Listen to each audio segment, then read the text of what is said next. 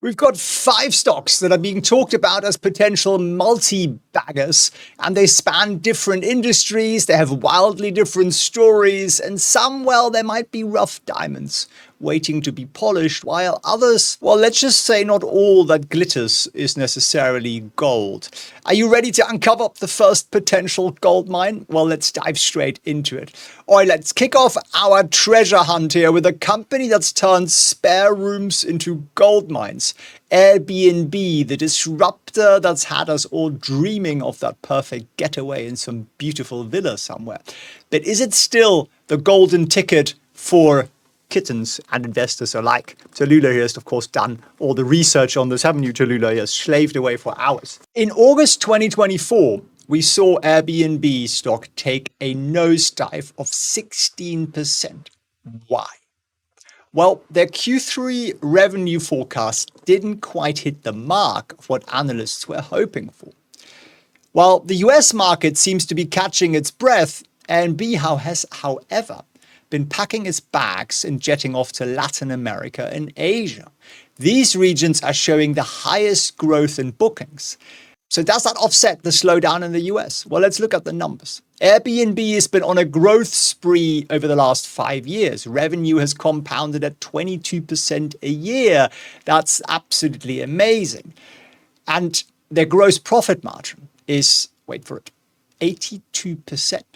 That's the kind of efficiency that makes anybody jealous, really. And what does it mean? Well, a gross profit margin also shows you the moat, how little competition there actually is out there. Yes, there is VRBO and Booking.com and everybody else, but nobody is Airbnb, right? People say, do you Airbnb your house? They don't say, do you VRBO your house? So Airbnb seems for some reason to have this market dominance here. But it's not all smooth sailing. They face some turbulence here. Negative earnings per share growth is forecast. A 42% slowdown in profits, which is kind of like booking a luxury suite and finding out you were actually checked into a broom closet. I've been there. It wasn't pretty. I had to go down. I had to stamp my feet. But what is management doing? Are they shouting at the duty manager? Well, there is another wrinkle that you need to understand in these travel plans before you start abusing the duty manager. The EBITDA ratio is sitting at 40. What the heck does that mean? The market might be expecting maybe a little too much from our friendly neighborhood rental platform. It's kind of like paying 5-star hotel prices for a 3-star experience. Okay, I'll stop with the travel-related analogies, but what's the verdict here? Okay, they've got the brand recognition. Massive, massive brand recognition. But competition is growing. But I think the real thing might be regulatory hurdles, because a lot of cities and regions and even countries are looking to crack down on Airbnb. Take Japan, for example, one of my favorite places in the world. I'd love to stay in a beautiful house or beautiful apartment in Tokyo. Can't. Why not? It's illegal. They just made the whole sector illegal because Japanese don't really want a bunch of foreigners carrying their bags up and down, scratching the walls, making a lot of noise, and just generally behaving like, foreign devils. And that's what's happening in a lot of places around the world. So that's the real risk. Now, the average analyst price target is hovering around $133, which gives us an 10-11% upside from where we are right now. Not bad, but not exactly the multi-bagger that we were hoping. So what's the verdict here? I think it's a brilliant business. I think that was the chair, by the way, if you were wondering. and if you could hear that noise. And I think they have a very, very bright future. And I think they're going to continue to grow and expand and become more profitable and everything else. But the question is, where is the next big, huge growth story coming from? Is there something they haven't tapped yet? Is there somewhere in the world they haven't tapped in yet? Can they lease out, I don't know, airplanes, yachts, spaceships, something? And that's where you get to in a business that is sort of maturing. And unless management is particularly innovative or maybe creates a whole new business, you kind of slow down a little bit. Look at Apple, right? They're kind of slowing down because they haven't really come up with anything exciting. And then you look at Amazon, they're not slowing down because they came up with cloud computing. They came up with advertising. They're coming up with robots. Or look at Tesla. They come up with self-driving. They come up with AI. They come up with robots. Robots being a bit of a theme here. So what's the next big thing for Airbnb? I don't know. And it means I think it's a good business. I think it's going to do very well. But I don't see it as the monster quick multi-bagger. I think it's more of a slow and steady path to wealth. There's absolutely nothing wrong with that, but maybe not quite what this video is trying to promise it. So let's dim the lights and power up our next potential multi-bagger. Exelon Corporation. Who? They're the largest electric parent company in the United States. It's a utility giant, which might not be the most obvious choice for a multi-bagger. But imagine you're the mayor of a sprawling metropolis, and Exelon is your city's power grid. I know it sounds boring, still boring, right? But this seemingly mundane utility company might just have a few sparks up its sleeve. They've been playing it smart, focusing on transmission and distribution rather than power generation. So they decided to be the postman rather than the letter writer. They deliver energy without the hassle of having to produce it. Kind of smart, sort of the shovel in the middle. So let's look at some of their numbers. Exelon's got a negative 5-year revenue growth rate, minus 10% almost. Yeah, they've been shrinking, which is weird. But before you pull the plug on the video, remember, sometimes you need to take a step back to take a leap forward. Despite the revenue dip, Exelon's been maintaining a consistent dividend. They're dishing out 38 cents per share quarterly. That's a dividend yield of just over 4%. Not too shabby for a company that seems to be melting away. But they do have some real plans. They're forecasting earnings per share growth of just under 5%. Again, not exactly lightning speed, but in the utility world, that's pretty impressive. And what do I like about Exelon? Gross profit margin is 40%. That's pretty impressive if all you're doing is sending electricity from A to B. So they're not setting the world on fire, but they're keeping the lights on. And sometimes that's exactly what you need. And utility stocks have done very, very well in this side. So what's our verdict on this electric empire here? Well, it's dependable. It's not the flashiest thing out there. But when the tech world goes and collapses, which it inevitably will at some point for a period of time, then you've got Exelon. It's hovering around $43 in terms of analyst price targets, which is a moderate upside. I get that. But you get that 4% dividend yield. Okay, maybe you're like, Felix, this is not a dividend video. I wanted multi-baggers. All right, give us a little bit of patience. We'll run you through some more multi-baggers. Now, I've got a regular viewer who tunes in with the screen name Lululemon. And I teased and I said, I'm sure you're from Vancouver. And yes, she is. So let's stretch our investment muscles and take a deep breath as we dive into the next potential multi-bagger. Yes, Lululemon, the brand that's turned yoga pants into a lifestyle. But is this athleisure giant still in its prime, or is it reaching also for that past workout cool down or collapsing in the sauna? Well, imagine you're in a high-intensity interval training class, and Lululemon's kind of been in there. Intense bursts of growth, followed by brief periods of collapsing. In August, we saw the stock take a bit of a downward dog pose, dropping about 50% year to date. But don't roll up your yoga mat just yet and give up, because Lululemon has done a pretty impressive job in the international expansion. They're aiming to quadruple the international revenues by 2026. It's kind of like opening a new yoga studio at the corner of every, tin pot town in the world. But let's look at the numbers. Ultimately, it's all about the numbers. Lululemon has grown an insanely impressive, almost 24% CAGR. That's compound annual growth rate. And that's really, really, really impressive. Now, their gross profit margins are 58%, which is pretty impressive considering they're selling polyester spandex pants, right? Not exactly like a new invention. So the brand is obviously very, very powerful, that people are willing to overpay for a bit of polyester. And analysts are forecasting earnings per share to grow at almost 18%. So very, very impressive stuff. So why the heck is the stock not going up? Well, there are some headwinds. They're expanding into new product categories, footwear and athlete kits.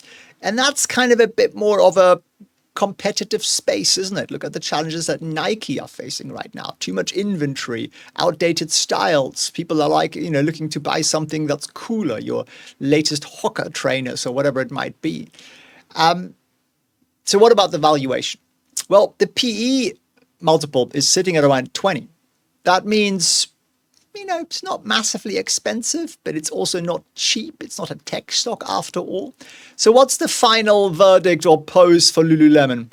I love the brand recognition. I mean, the fact that people are tuning into my live streams every day and they use the screen name they chose is not their own name or their dog's name or their cat's name or something, but Lululemon just goes to show how much people associate and identify with that brand. So the brand recognition is insane and very, very important. There is a lot more competition out there. It's definitely true, but if Lululemon manages to innovate, come up with new stuff, maybe launch a sub-brand that's more expensive, that kind of thing, then I think they have staying power. So what about analysts? What are they making of this? Well, they're saying price target is around $414, something like that, which is a pretty significant upside from where we are trading right now. So looking at growth expectations in terms of profit and what analysts are saying, it might well be worth a bit of a flutter. Now, of course, I never tell you what stocks to buy. You got to come to your own conclusion there. But I think there is potential here that these guys might turn it around. But a lot of it will depend just on the quality of management and how well they'll do that, because there are other people out there who want to be the next Lululemon. And a lot of brands come and go. But in the sports space, in the athleisure space, I walked past yesterday, Adidas and Puma, they've been around forever. And Nike's been around forever, despite its current challenges. There are brands that I've seen my grandfather wear while playing tennis. And they're still around. They still have shops and they reinvent it and they keep doing it. And they basically produce the same thing with a slightly different color scheme. And they're still doing very well. So I think there is longevity in this, particularly because the products don't last forever. So given that Lululemon's tends to have intense bursts of growth, followed by brief periods of recovery, we might well be in one of those brief periods of recovery. So I'm quite liking it. Just, come up with your own conclusion on this, of course. The next potential multi-bagger, and I talked about this one before, it's Sirius XM Holdings.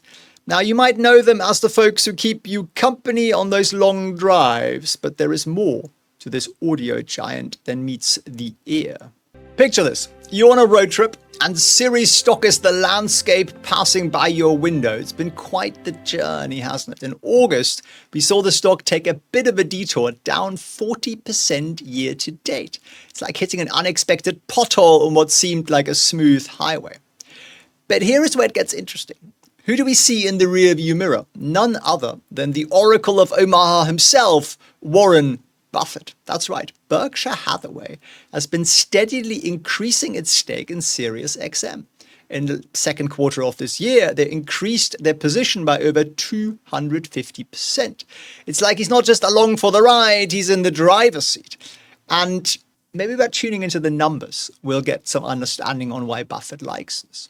Sirius XM has been on a modest growth journey, a 5-year revenue compound annual growth rate of 9%. It's good, but not like out of the world. And they reported a net loss of subscribers in Q2 compared to a gain in the same period of 2023. But don't just turn the music off just yet, because Sirius XM's gross profit margin is sitting at a very respectable 49%. They're making the most of every subscription dollar they're bringing in. But there is a big but. Analysts are forecasting a negative earnings per share growth of 5%. So what's the elephant in the car here? Well, it's competition. They're facing increasing pressure from streaming services and those bloody podcasters. It's like being the only radio in a world that's quickly filling up with smartphones. They need to keep innovating to stay relevant. But why does Buffett like it? Well, it's pretty cheap. If you look at the enterprise value divided by profit as an EBITDA, that's at 7.5, which is pretty low in radio terms. Well, the market might just be undervaluing our little satellite friend here. So it could be that hidden gem that you always wanted to find. But there is more to the story. Liberty Media, which owns a large stake in SiriusXM, is nearing completion of a merger with the company. And this could be just the remix that SiriusXM needs to top the charts again. So what's the final broadcast here on SiriusXM? Well, it's got the backing of Buffett, which is pretty impressive, potential corporate shakeup. And despite the competition and slowing growth, well, I don't think it's a guaranteed chart topper. I think Buffett's play there is more on the merger than on the actual underlying company. I think that's the way they look at it. And valuations are reasonable and so on. So the average analyst price target is sitting at about $4.50. Yep, some upside, but not exactly the, knocking it out of the park kind of situation. So when you hear people talk about SiriusXM, do some digging on the actual terms of that merger. That's ultimately what it's all about. It's a bit more complicated than what it seems. But last but not least, we got something that's clean, clear-cut, and just exciting. So where are we heading? We are heading south. We're heading to the world of new holdings, NU, the digital banking revolution that's taking Latin America by storm. Picture this. You're scrolling through Warren Buffett's portfolio, expecting to see the usual suspects, insurance giants, Coca-Cola, maybe some tech companies or two, and then nestled in there, you find something unexpected. A little fintech startup from the sunny beaches of Brazil that's been outperforming even the most bullish predictions. New Holding isn't just another bank. It's like comparing a smartphone to a rotary dial. This digital dynamo has been rewriting the rules of banking in a region where traditional financial institutions have left millions of people underserved. So let's crunch some numbers. New has been on a customer acquisition bender that would make even the most aggressive growth stocks blush. They added a whopping 5.2 million new customers in just the second quarter of 2024 alone, bringing their total customer base to a staggering 104 million. It's like adding the population of, Singapore to their business every single quarter. No, probably not from Singapore, random thought. But let's look at their revenue growth. Are they converting this into money? Well, yeah, their 5-year compound annual growth rate is 88%. It's absolutely insane. Never seen anything like it.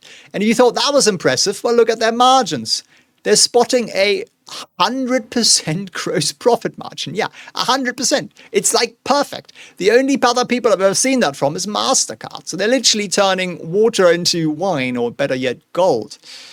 But there must be something wrong with it, right? Surely there must be some turbulence here somewhere. Okay, their earnings per share growth is expected to be 98%. So they're doubling. They're not quite doubling, only 98%, not 100%. Maybe that's the fly in the ointment. So what's wrong with it? Well, New is facing some competition. Traditional banks are finally waking up to the digital revolution, and they're going, how do we outmaneuver these little bastards? And despite that competition, the market still loves New, NU. But is it cheap? Well, their price to forward sales ratio is sitting at over 12, which in plain English means the market is expecting a lot. So they need to not just succeed, they need to continue to beat at these very, very lofty levels. So what's the verdict on our Latin American banking disruptor here? Well, New Holdings got the backing of a legendary investor, Warren Buffett. It's got explosive growth, a market that's ripe for disruption. And the only thing wrong with it, honestly, are the sky-high expectations. We're not the only ones to discover this. But I like it. I like it a lot. Now, of course, investing in emerging markets is a little bit like, salsa. It's exciting, but you might step on the occasional toe, so you got to be careful. Brazil has a history of going amazing, amazing, and amazing, amazing, and the same thing again. And that's been happening for decades. And every time people think this time it's different, it isn't necessarily. But out of this lot, honestly, the stock I like the most by far is New Holdings. I think it's a very, very interesting one. I'd recommend you dig a little bit deeper into that and see what you come up with. So what do we run through here? Let's do a quick recap. Airbnb, a disruptor facing slowdown. Very high expectations have led to some disappointment. We've got Exelon here, the steady eddy of utilities, not flashy, but could definitely potentially give us stable returns. Lululemon, facing competition, needs to kind of reinvent itself a little bit. Sirius XM, bit complicated despite Buffett in there. And then New Holdings, explosive growth, and explosive growth, just with some high expectations. So with all of these mixed signals, how do we navigate this maze? I think that's what people always want to know, really. Well, I trade these kind of plays. I tend to trade them, not long-term hold them. I long-term hold more the predictable, reliable stocks. And, we're up over 80% so far this year. And I know some people find that hard to believe. I used to think you could only ever make 8% in a year. And then I met some bankers and it changed my story. If you want to potentially change your story, come and join us next week at felixfriends.org/bootcamp for 2 hours of beginner boot camping. And I'll show you exactly what we do and how we do it. And you'll walk away with that knowledge so you can do with it as you wish. And until next time, this is Felix. And of course, Winston signing off. Happy investing. Today, we're peeling back the curtain on some seriously eyebrow-raising stock moves by US elected officials. Now, my trusty sidekick Tallulah here may not have a degree in finance, but she's got a nose for sniffing at fishy investment. And let me tell you, she's been working overtime lately.